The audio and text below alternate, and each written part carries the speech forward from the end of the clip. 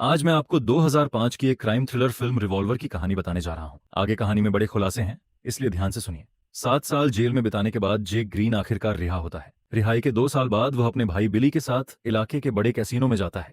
उसका मकसद है अपना वो पैसा वापस लेना जो मालिक और खतरनाक गैंगस्टर डोरोथी माचा ने दबा रखा है। माचा का बॉडीगार्ड पॉल उसे मना करता है, लेकिन माचा जेक को अपने निजी गेम में बैठने देता है। ऊपर जाते वक्त जेक लिफ्ट लेने से डरता है क्योंकि उसे बंद जगहों से घबराहट होती है, लेकिन 20 मंजिल सीढ़ियां चढ़ने की बात सुनकर वह मजबूरी में लिफ्ट लेता है और घबराहट से लड़ता रहता है। टेबल पर जेक पहली बाजी चिप टॉस में हार जाता है, लेकिन यह हार जानबूझकर होती है। वह माचा को झूठे भरोसे में डाल रहा था। अगली बार वही खेल माचा के साथ होता है और इस बार जेक जीत जाता है। जेक और बिली पैसों से भरे बैग लेकर निकलते हैं। बाहर उन्हें जैक नाम का आदमी रोकता है। वह कहता है कि तुम खतरे में हो, मैं मदद कर सकता हूं, और अपना कार्ड दे देता है।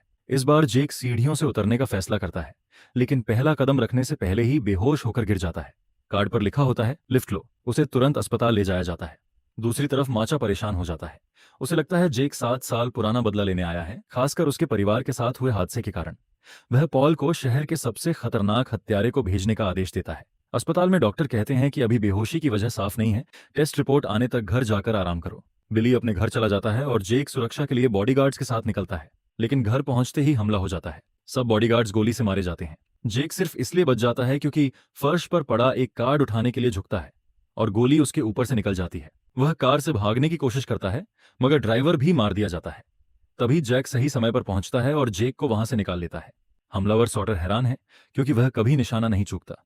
उसे समझ नहीं आता जेक कैसे बच गया, मगर माचा से वह सिर्फ इतना कहता है कि उसे बुरा एहसास हुआ था। जैक जेक को अपने साथी एवी से मिलवाता है। एवी के पास जेक की मेडिकल रिपोर्ट होती है।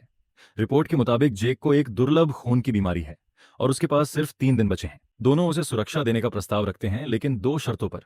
पहला, उसका सारा पैसा उन्हें मिलेगा। दूसरा, उन्हें जो कहें जेक वही करेगा। सोचने के लिए उसे 3 घंटे दिए जाते हैं। जेक को लगता है यह सब धोखा है, इसलिए वह बिना जवाब दिए चला जाता है। अस्पताल जाकर रिपोर्ट चेक करता है, फिर अपने निजी डॉक्टर से भी राय लेता है। हर जगह वही नतीजा मिलता है। अब जेक समझ जाता है कि उसके पास कोई रास्ता नहीं बचा। बैंक से पैसा निकालकर वह वापस आता है और सौदा मान लेता है।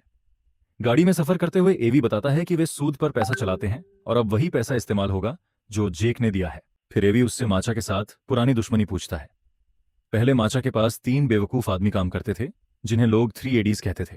एक बड़े कार्ड गेम से पहले उनका खिलाड़ी गायब हो गया, इसलिए उन्होंने जेक को बुलाया। जेक मना करना चाहता था, मगर उन्होंने बिली के परिवार को धमका दिया।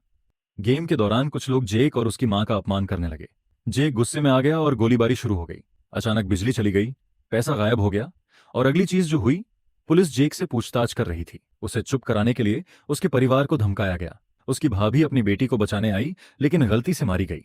फिर भी जेक ने पुलिस को नहीं बताया कि खेल माचा चलाता था। उसी चुप्पी की कीमत पर उसे 7 साल जेल भेज दिया गया। जेल में उसे 2 रास्ते दिए गए, 14 साल सामान्य कैद या 7 साल अकेली कैद। जेक ने अकेली कैद चुनी। उसकी कोठरी 2 कैदियों के बीच थी, एक शतरंज मास्टर और दूसरा चालाक ठग। तीनों कभी सीधे नहीं मिले, मगर लाइब्रेरी की किताबों में छुपे संदेशों से बात करते रहे। 5 साल तक उन दोनों ने जेक को ऐसी तरकीबें सिखाईं जिनसे किसी भी खेल में जीत हासिल की जा सकती थी। एक दिन दोनों भाग निकले। जेक को साथ ले जाने का वादा किया था, मगर उसे छोड़कर गायब हो गए। जब जेक रिहा हुआ तो उसे पता चला कि वे उसका सारा पैसा भी ले गए हैं। सिर्फ एक नोट छोड़ा था। तुम तभी समझदार बनोगे जब अपने से समझदार दुश्मन से खेलोगे। इसके बाद जेक ने उसी फॉर्मूले से कई कैसीनो में खेलकर खूब पैसा कमाया। अब वह जैक और एवी के लिए अलग अलग लोगों के पास जाकर पैसा बांटता है। जरूरत पड़ने पर धमकाना भी होता है, लेकिन जेक बेगुनाह और मजबूर लोगों को नुकसान नहीं पहुंचा पाता। उधर जैक और एवी एक दीवार से चेन बांधकर ट्रक से खींचते हैं। दीवार टूट जाती है और दूसरी तरफ रखा सेफ बाहर निकल आता है। उसी सेफ में वो माल रखा था जो माचा ने एक बड़ी डील के लिए देने का वादा किया था। जब माचा को पता चलता है कि उसका माल और पैसा लूट लिया गया है, तो वह पॉल को आदेश देता है कि किसी भी कीमत पर मामला सुलझाओ। पॉल उनके दुश्मन ट्रायड बॉस लॉर्ड जॉन से मिलता है। जॉन इतनी जल्दी माल देने को तैयार हो जाता है, लेकिन बहुत ज्यादा कीमत मांगता है। उधर जेक, जैक, एवी और उनकी टीम उस होटल पहुंचते हैं जहां सौदा होना है। वे बगल वाले कमरे में घुसकर दीवार में छेद करते हैं और नींद लाने वाली गैस छोड़ देते हैं। माचा और जॉन के आदमी बेहोश हो जाते हैं। फिर ये लोग पैसा और माल चुरा लेते हैं और ऐसा सबूत छोड़ते हैं कि दोनों गैंग एक दूसरे पर शक करें। कुछ देर बाद जेक को बिली का फोन आता है। वह बताता है कि जैक और एवी इतने खतरनाक हैं कि सैम गोल्ड भी उनसे दूर रहता है। वह जेक को वहां से निकलने को कहता है, लेकिन जेक बात नहीं मानता। काम पर लौटने पर उससे एक डरे हुए आदमी को गोली मारने को कहा जाता है। जेक मना कर देता है और गुस्से में एवी पर बंदूक तानता है। मगर बंदूक खाली निकलती है। अगले ही पल एवी उसे बेहोश कर देता है। कई घंटे बाद जैक मोटल में उठता है। एवी फोन करके कहता है कि तुम तीसरा दिन भी बच गए हो, अब डॉक्टर से मिलो। डॉक्टर जांच के बाद बताता है कि पुरानी रिपोर्ट गलत थी, जैक बिल्कुल ठीक है। दूसरी तरफ पॉल को पता चल जाता है कि जैक ही उनकी सारी मुश्किलों के पीछे है। माचा तुरंत उसे मारने का आदेश देता है। जब जैक मोटल लौटता है तो जैक और एवी बाहर इंतजार कर रहे होते हैं। वे बताते हैं कि कमरे के अंदर माचा के गुंडे बैठे हैं। जैक भाग जाता है। पीछा करने वाले लोग उसके पीछे दौड़ते हैं, लेकिन एक आदमी फिसल कर खुद को गोली मार लेता है। बाकी लोग समझते हैं कि जैक ने उसे मारा। जैक फिर जैक और एवी के ऑफिस जाता है। वहां वे बताते हैं कि जैक ने अपनी पुरानी कहानी पूरी सच्चाई से नहीं बताई थी।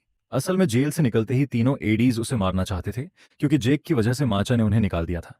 अपनी जान बचाने के लिए जैक ने सौदा किया कि जो पैसा वे उसे देंगे उस पर हर महीने मुनाफा देगा। पहले एक एडी माना, फिर बाकी भी लालच में शामिल हो गए। लेकिन सच्चाई ये थी कि जैक एक एडी का पैसा दूसरे को देकर खेल खेल रहा था। उसका खुद कुछ नहीं लग रहा था। धीरे धीरे उनका पैसा खत्म हो गया तो उन्होंने माचा से उधार लिया। माचा उस रहस्यमयी कमाई के पीछे पड़ गया। उसी समय जैक अपने भाई और भतीजी के साथ छुट्टी पर चला गया और पीछे माचा ने तीनों एडीज को मरवा दिया। उधर माचा एक शानदार रेस्टोरेंट में खाना खा रहा होता है। तभी उसके आदमी बताते हैं कि जैक भाग निकला। सॉटर एक नकली वेट्रेस को पहचान लेता है, जो लॉर्ड जॉन की प्रेमिका होती है। वह उस पर गोली चलाता है, मगर फिर निशाना चूक जाता है। मरने से पहले वह औरत हंगामे में माचा की उंगली उड़ा देती है। इसके बाद सॉटर को लॉर्ड जॉन और उसके लोगों को खत्म करने भेजा जाता है। उधर जैक छत पर जैक और एवी के साथ गोल्फ खेलते हुए बात कर रहा होता है। वे बताते हैं कि सैम गोल्ड असल में कोई इंसान नहीं है। वह सिर्फ इंसान के अहंकार, लालच और डर का नाम है। वही लोगों को कंट्रोल करता है। वे समझाते हैं कि अगर जैक आजाद होना चाहता है तो उसे अपने अंदर के डर को हराना होगा। इसके बाद जैक बैंक से अपना बचा हुआ सारा पैसा निकालकर दान कर देता है। फिर वह चुपके से माचा के कमरे में पहुंचता है।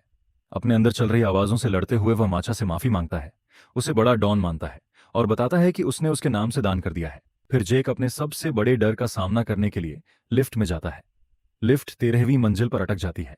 घबराहट के बीच वह अपने अंदर के अहंकार को ठुकरा देता है और मानसिक रूप से इस खेल से बाहर निकल आता है। जब लिफ्ट नीचे पहुंचती है तो माचा बंदूक लेकर उसका इंतजार कर रहा होता है, लेकिन जैक बिना डरे उसके पास से निकल जाता है। माचा टूट जाता है, क्योंकि पहली बार कोई उससे नहीं डरा। अगली सुबह पॉल अखबार लेकर आता है। हर जगह माचा का नाम छपा होता है। लोग समझते हैं कि उसने समाज के लिए दान दिया है। माचा खुश होता है, मगर तुरंत पॉल बताता है कि असली माल अब भी जैक के पास है और वह सबको बेवकूफ बना चुका है। पॉल, सॉटर और बाकी लोग बिली के घर पहुंचते हैं। बिली अपनी बेटी को अलमारी में छुपा देता है। वे उसे पकड़कर मारते हैं और पूछते हैं जैक कहाँ है। जब बच्ची के रोने की आवाज आती है तो उसे भी बाहर निकाल लिया जाता है। सॉटर एक बच्चे को नुकसान नहीं पहुंचा पाता। वह अपने अंदर की आवाज के खिलाफ जाकर अपने ही साथियों को मारना शुरू कर देता है। लगभग सबको खत्म कर देता है, मगर आखिर में खुद भी मारा जाता है। उधर माचा के पास लिली आती है। वह गोल्ड की तरफ से फूलों का हार लाती है। वह बताती है कि गोल्ड माचा से नाराज है, क्योंकि उसे शोहरत पसंद नहीं। अब उसका समय खत्म हो चुका है। फिर जैक और एवी जैक को माल लेकर माचा के कैसीनो ले जाते हैं। रास्ते में एवी शतरंज में पहली बार जैक को हराता है और सच बताता है। असल में वही दोनों जेल में जैक की बगल वाली कोठरियों में थे। इशारा मिलता है कि शायद वे असली लोग नहीं, बल्कि जैक के दिमाग की परछाइयां थे। लेकिन जैक को सोचने का मौका नहीं मिलता। कैसीनो के लोग उसे पकड़कर माचा के पास ले जाते हैं। माचा ने उसकी भतीजी को बंधक बनाया होता है। जैक माल के बैग नीचे फेंकता है और अपनी भतीजी से कहता है कि सब ठीक होगा। ये देखकर माचा पागल हो जाता है, क्योंकि बंदूक बच्ची पर ताने होने के बाद भी जैक नहीं डरता। अपमान और पागलपन में डूबा माचा आखिर बंदूक अपने सिर पर रखता है और गोली चला देता है।